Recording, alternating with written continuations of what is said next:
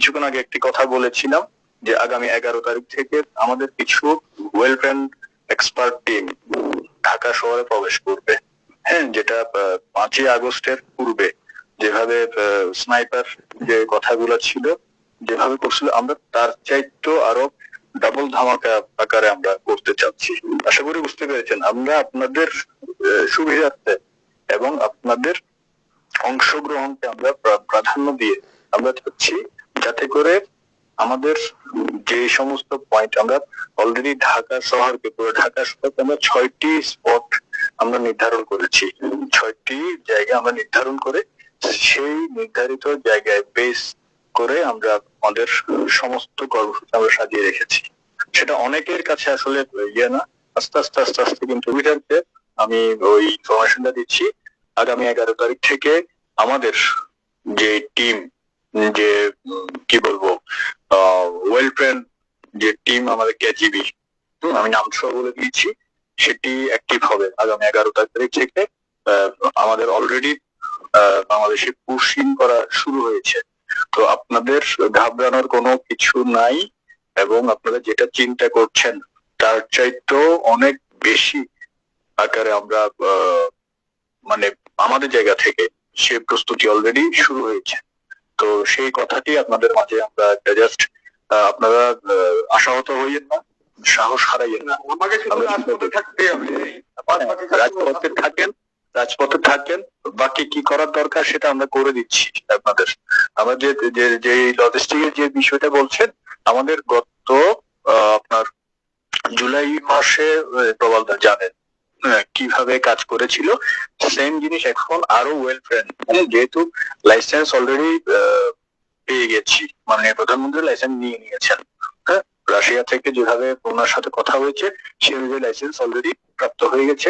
এখন কি দরকার সেই অনুপাতে আমরা প্রতিদিন আমাদের যে থার্ড আমরা 3টা ধাপে করছি, তো থার্ড যে অপারেশন সেই অপারেশনের জন্যই আমরা আমাদের মোটামুটি ভাবে আমাদের মেকানিজম আমরা শেষ করে ফেলেছি। সেই অনুযায়ী আগামী পরশু থেকে আমাদের টিম প্রবেশ করা শুরু করবে, শুধুমাত্র ঢাকা এবং চিটাগং কেন্দ্রিক। বাকি কিছু খুলনা কেন্দ্রিক হতে পারে, সেটা পরিস্থিতি বিবেচনায় সেটা নির্ভর করবে। ধন্যবাদ। সবাই তো মাতবাড়ি করলে হবে না। হ্যাঁ, এখন নাম্বারটা দেখেন।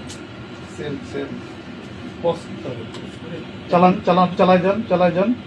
ঠিক আছে, পিছের লোক চালাই যান।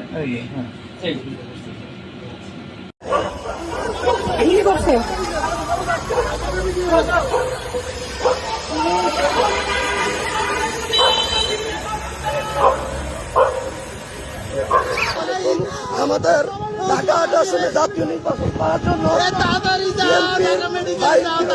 দাঁড়িয়েছে আমাদের ওসমান হাদিকে এই মুহূর্তে গুলি করেছে ওসমান হাদিবের অবস্থা খুবই খারাপ। আপনারা যারা যেখানে আছেন অবশ্যই ওসমান হাদি ভাইকে গুলি করেছে মোটরসাইকেল থেকে।